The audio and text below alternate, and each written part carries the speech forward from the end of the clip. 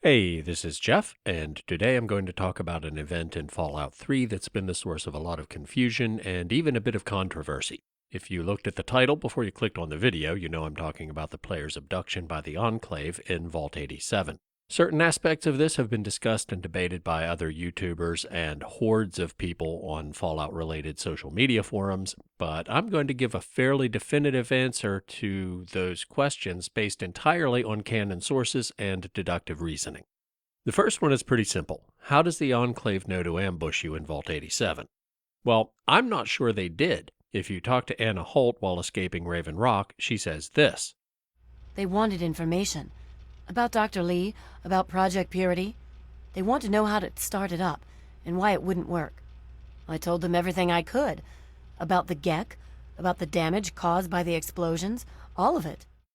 So the Enclave knew a Gek was necessary to make the purifier work, and they knew where to find one. They were what was left of the pre-war civilian government, just like the Brotherhood of Steel is the remnants of the U.S. Army. Both groups had close ties to Vaulttec, and it's established in lore that the Enclave in particular has extensive knowledge of Vaulttec facilities. More on that in a bit, but it's no surprise that they'd know which vaults were issued a Gek. Yes, they also wanted to capture you, because with James dead, you're the next logical person who might know the activation codes. So maybe they had spies or other intel that let them know when you were going to Vault 87, or maybe they went to Vault 87 to retrieve the Gek, and the fact that you were already there was just a happy coincidence that let them kill two birds with one stone. Either way, there's no big mystery about how they knew where the Gek was. The question that really gets people fired up, though, is how did they get in? There are several aspects to this that make it seem on the surface like it would have been difficult or impossible. So let's start with the basics. There are two ways into Vault 87. The main entrance, or through little lamplight caverns via what were presumably construction entrances that for whatever reason were never permanently sealed off. So which entrance did the Enclave use? Short version, they used the main entrance. If Scribe Rothschild could guess that there might be an alternative entry point through lamplight, the Enclave certainly could too, but barging in through the front door is much more their style. More importantly, when they ambush you, they emerge through a door that the player can't open, and that door leads to the main entrance. Now, by itself, that doesn't prove that's how they got in. Theoretically, they could have come in through lamplight and just hidden in that room until you come out with the Gek.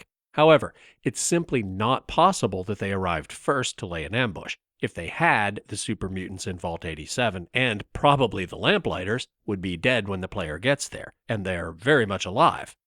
It may seem barely possible that they followed you in, but that doesn't hold up under close inspection either. First, the Lamplighters do not let Mungos in. You have to rescue their friends from slavers before they'll trust you enough to let you pass through, and even if they needed another big favor, the Enclave doesn't have that kind of patience. Now, the player can bypass that mission with a very hard speech check or the Child at Heart perk, but neither one of those is the Enclave's strong suit either. If they decided they weren't going to take no for an answer, could the Lamplighters hold out against them? Well, probably not. The Lamplighters have been successfully repelling attacks by raiders, slavers, and mutants for 200 years, so they clearly have competent defenses, but the Enclave is in a whole other league. But if you go back to Lamplight after escaping from Raven Rock, there isn't a trail of dead kids from the front gate to the back door of Vault 87, so that's not how they got in. Similarly, if you leave Fox in his cell and use stealth boys or Chinese stealth armor to sneak past the super mutants between Murder Pass and the containment chamber, they're still alive if you go back later. There's no way a squad of Enclave soldiers in power armor could have snuck past them while following you, which means they came in through the front entrance.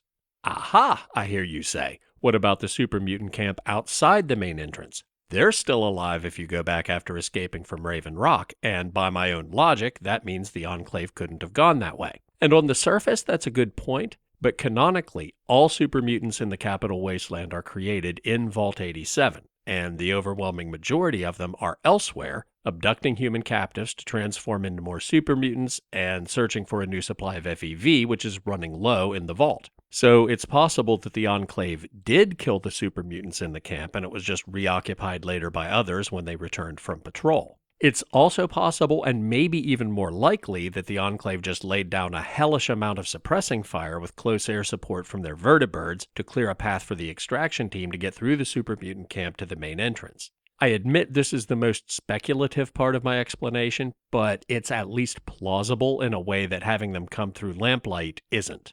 And now we come to the real bone of contention, the Vault 87 main entrance itself. As Scribe Rothschild warns you when he recommends seeking another way in, it is heavily irradiated. However, reports that it's impossible to survive are greatly exaggerated. Here we have Lone Wanderer Jeff from a save file at the end of the Quo Vadis walkthrough. He'll be our guinea pig. Fox and I walked here from Little Lamplight and circled the super mutant camp, sniping off all the super mutants as we went so they can't cause trouble later. We're just north of the Vault 87 map marker, just about directly opposite from the main entrance of the super mutant camp. The radiation isn't centered exactly on the vault door. The highest concentration is in the middle of the crater, closer to the camp entrance, so this is the closest non-irradiated point to the vault door. Unfortunately, we'll be jumping down some rocks that we can't climb back up, so we'll have to go through the heaviest radiation on the way out. So what are we going to do about that? In Fallout 3, you have 2 points of rad resistance for every point of endurance over 1. My endurance is 9, so that's a base rad resistance of 16. I get plus 10 from the Cyborg perk, plus 10 from the booster shot Sandra gives you at the end of the pit, plus 6 from the Survival Guru perk for completing all optional objectives in the Wasteland Survival Guide quest, and plus 3 from the Pit Fighter perk for becoming champion of the arena. That's a total of 45 rad resistance in my shorts.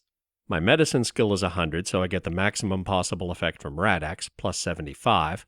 On paper, that should give me rad resistance well over 100 after I take it, but the game has a hard cap of 85, and that will not be enough, so I also have Radaway hotkeyed.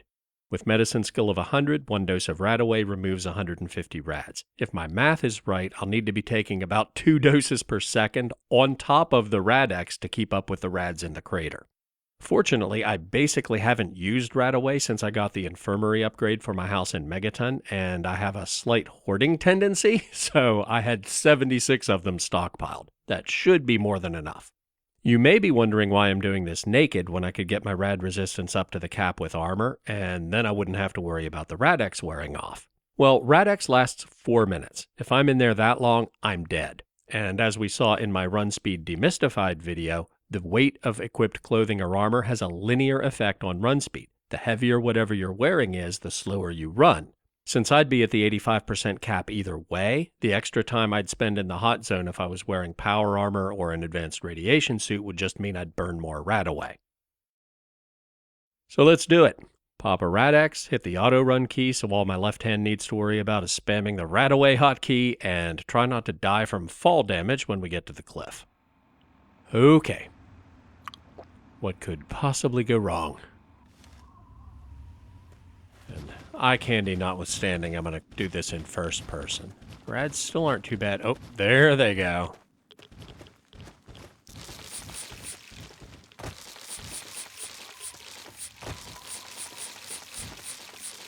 There's the door. Fox, please do not get in my way.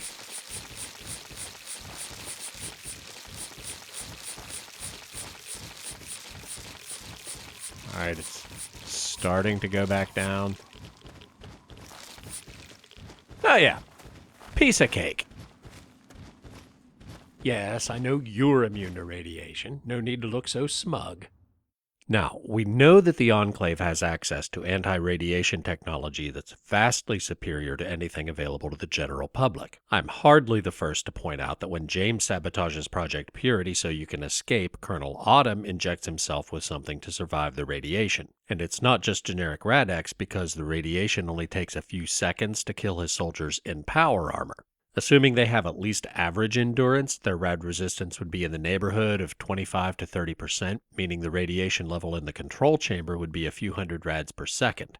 Not as high as the Vault 87 entrance, but still way beyond any other radiation hazard you're likely to encounter. Some people have argued that because Autumn was knocked unconscious at the purifier, whatever he used wouldn't be a feasible way to get into Vault 87, but I don't think that argument holds water, no pun intended, because there's no reason to think that the injection incapacitated him.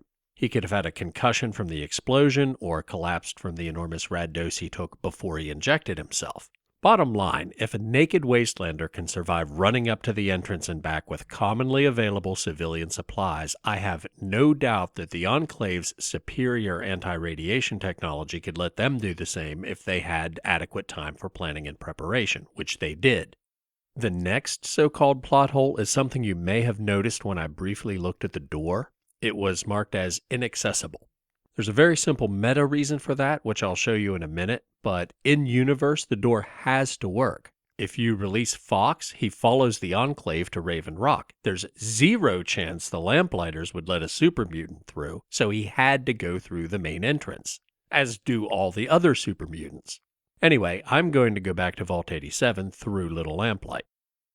By the way, some people have claimed that the entrance is inaccessible because it was damaged by the same bomb that irradiated the area, and cite an entry on the Vault 87 Overseer's terminal, which says, "I'm quite sad to report that due to a direct hit from what I presume to be a nuclear weapon on the entry area of Vault 87, we'll be unable to provide the scouting reports as outlined in Vaulttec's operations manual. The main door to Vault 87 is damaged beyond repair, and we are detecting extremely high levels of lethal radiation outside and in the entry tunnel."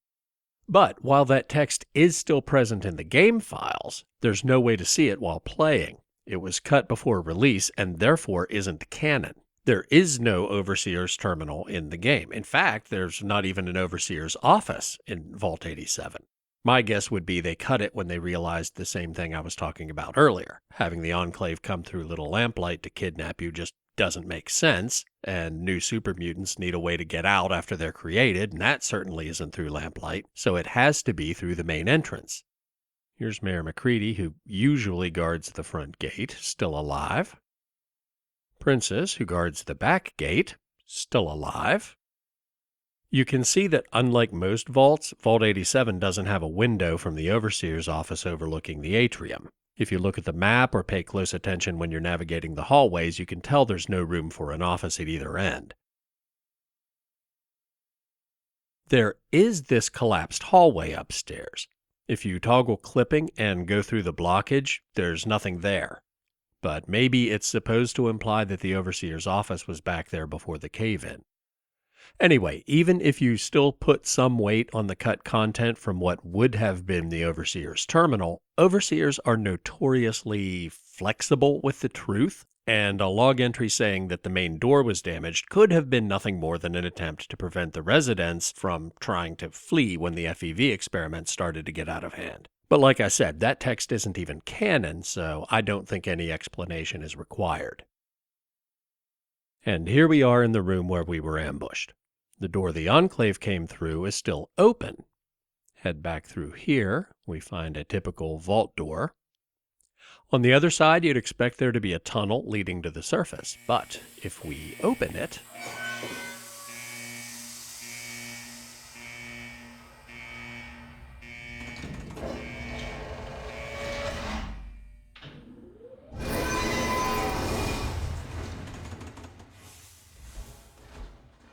there's just a void.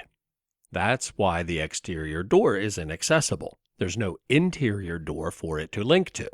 Apparently, the game designers didn't expect anyone to ever come back here, so they didn't think they needed one. If they were worried about the player stepping through and overwriting their autosave with a 2000 rad per second instant death scenario, they could have locked it with a key that doesn't exist, as they do with countless doors they don't want you to go through until some specific event occurs, including the door that the Enclave uses to get into the ambush room. Which brings us to the next alleged plot hole. Given that the Enclave could get past the radiation, how did they get into the vault? Well, how does the player get into vaults? There are several ways, and this brings up something that many people see as an even broader inconsistency in the Fallout franchise as a whole. First, some vaults are already open when you find them, because they were opened from the inside by the residents. This was the case with several vaults in New Vegas, and seems to have happened at Vault 92 in Fallout 3 as well. But most vaults are sealed, with evidence of wastelanders trying unsuccessfully to get in, like skeletons near the door with signs saying, "Let us in." But the player can just walk up to the console, click it, and the door magically opens. But it's not magic, it's your Pip Boy. This was made explicit in Fallout 4, with the little dongle from the Pip Boy 3000 Mark IV that you plug into the console. But it's established in Fallout 3 in New Vegas that other models in the 3000 series had some kind of near-field communication capability, like the Fallout universe's version of Bluetooth. I actually made a comment about this in my Fallout 4 walkthrough with Nasty Nate, that the Mark IV was like current real-world device trends that favor form over function. Yeah, it had fancier cosmetic UI features like animated icons, but the technical capabilities were actually worse from a power user's perspective.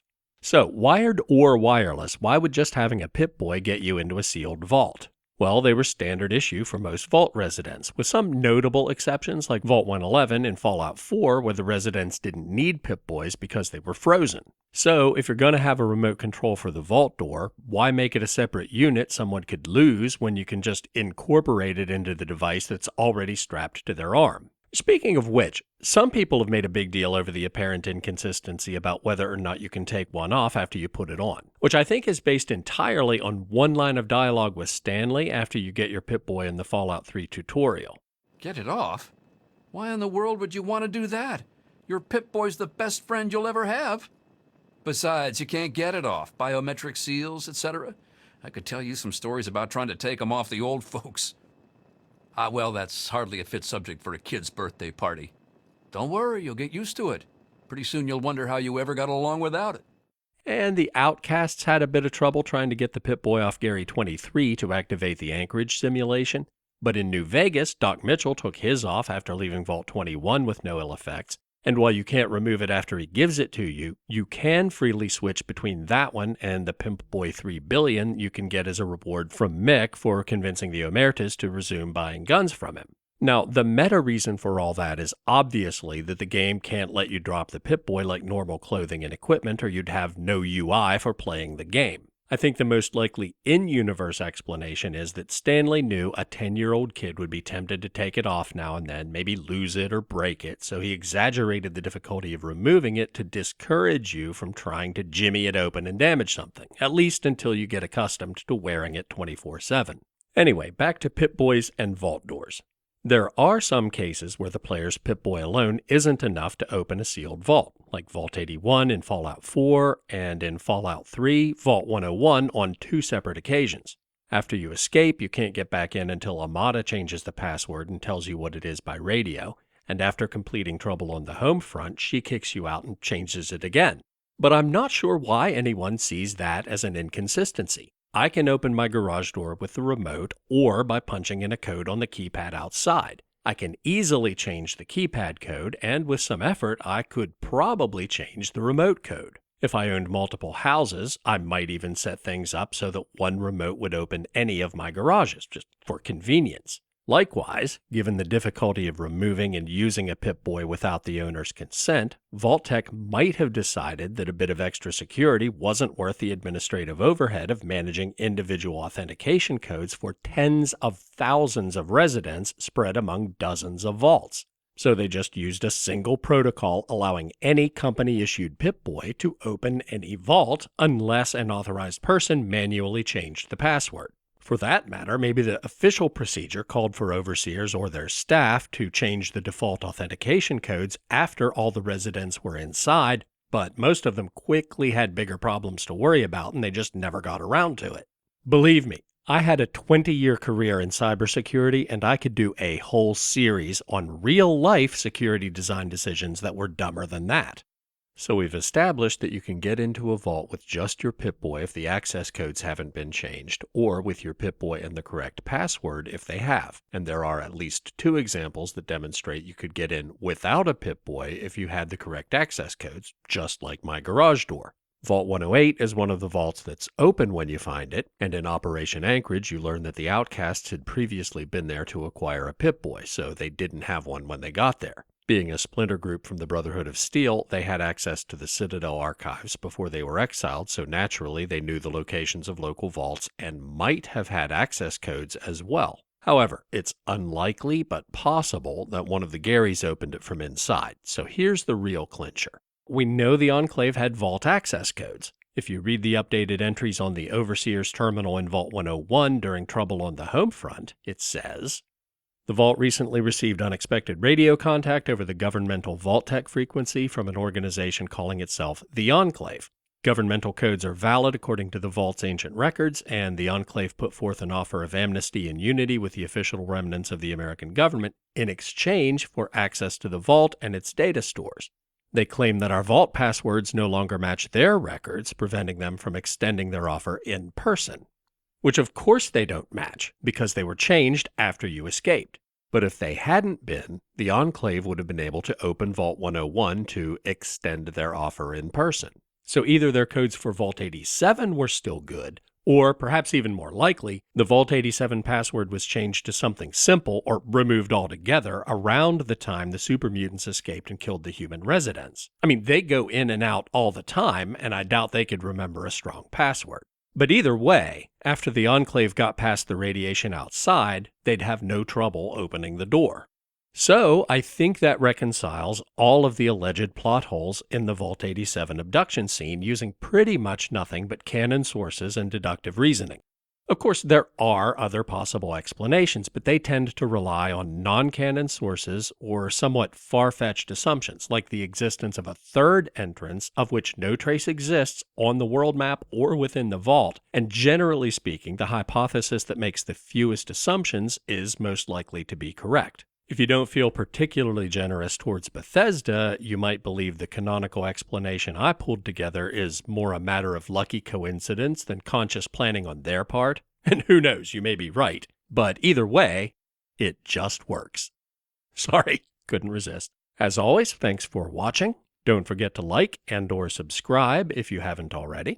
I'll be back next week with a channel update about recent events and plans for future videos, so hit the notification icon if you want to see that the minute it comes out, and I'll see you soon.